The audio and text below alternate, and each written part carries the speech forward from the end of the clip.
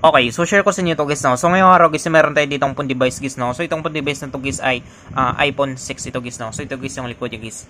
Yan. So yung issue guys ng phone device nito guys ay nabagsak ito guys, no. So basag guys yung LCD nito guys. Yan. So makita nyo guys ay nag-crack siya dito banda guys. Yan. So malaki guys yung crack niya guys, no. So dito guys nag-crack rin siya dito banda. Yan. So bali dalawa guys yung ano niya guys, no. Dalawa guys yung crack niya guys. So meron pa pala dito guys. Yan, meron pa siyang guhit papunta dito. Yan.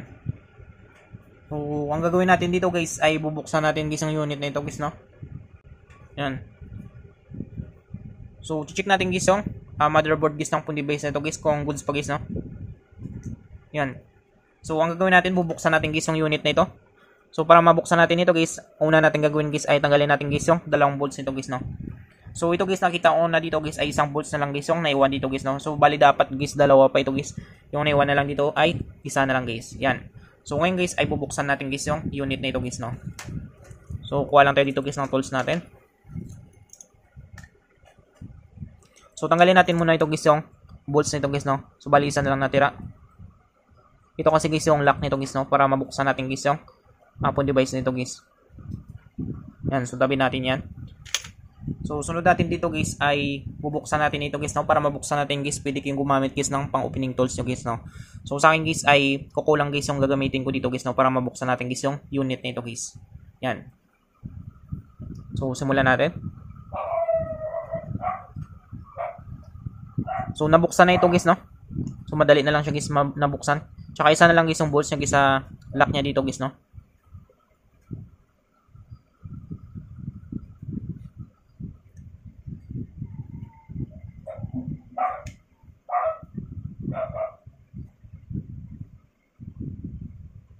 So, dandaan natin guys.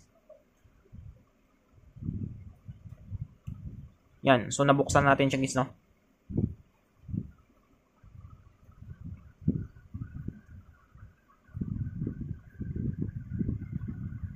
So, ito guys yung loob guys ng iPhone 6 nito guys, no. Yan. So, kung makita nyo guys ay meron na siyang tape dito guys. Yan. So, parang tingin ko dito guys ay refurbish ito guys yung phone device nito guys, no. So, dito guys kulang na guys ng mga bolts nito. So, dito guys wala na rin siyang ano dito guys, no. Wala na rin siyang bolts dito guys. Yan. So, kulang-kulang na guys ng bolts dito guys. Zoom natin. Focus natin. Yan. So, kung makita nyo guys ay kulang na guys ng mga bolts ito. Yan. Tsaka dito guys kulang na rin guys, no. So, wala na rin siya ditong bolts. So, meron pa siyang balayibo guys. Yan. So, tingin ko guys, refurbish ito guys yung phone device nito guys, no. So, ang gagawin natin dito guys ay try natin. So, refresh natin ito guys, no. So, tanggalin natin dito guys yung bolts ito guys, no, para matanggal natin guys yung FPC connector guys ng battery na ito. Yan. So, tanggalin natin guys yung metal plate na ito.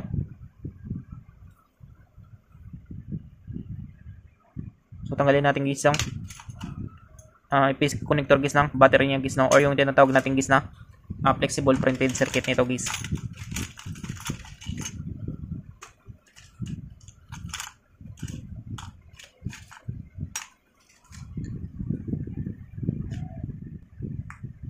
So, ayan siya guys, no. So, natanggal natin guys. So, subukan natin guys, no. Titest natin guys yung motherboard guys ng phone device nito guys. So, para matest natin ito guys, gagamit tayo dito guys ng digital multimeter natin guys.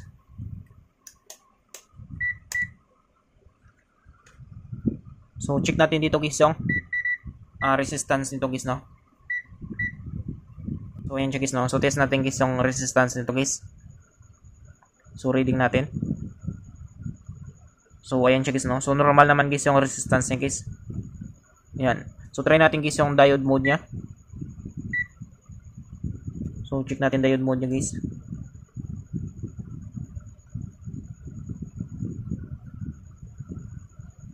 So, normal naman guys, no. So, try natin guys yung beep niya. So, kapag maganito guys, ibig sabihin guys, merong tama guys yung phone device nito guys, no, or motherboard nito guys. So, try natin kapag magtunog siya guys. Yan. So, wala siya guys, no. So, good board dito guys ang phone device nito guys. Yan. So, hindi siya tumunog guys, no? So, ang gagawin natin dito guys, try natin guys i-test guys yung battery nito. Subukan natin kung buhay ito guys yung battery nito guys, no?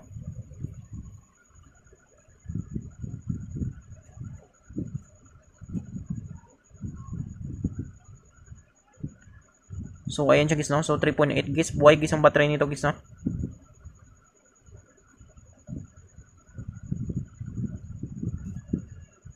Yan. So, 3.8 guys. Buhay guys yung battery nito. Subukan natin guys i-activate natin guys yung battery nito guys, no?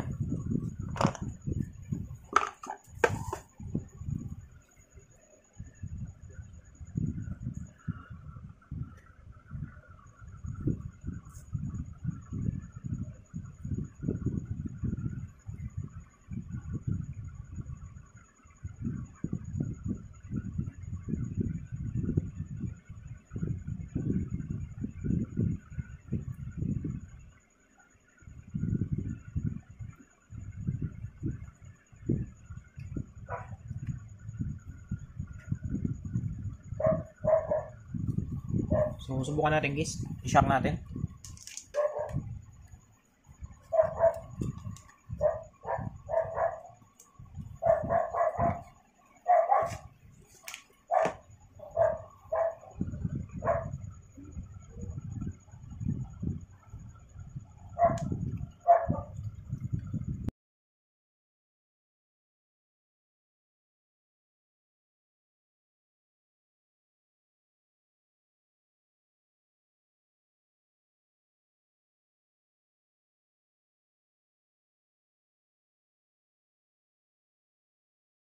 So, subukan natin i-activate guys, no?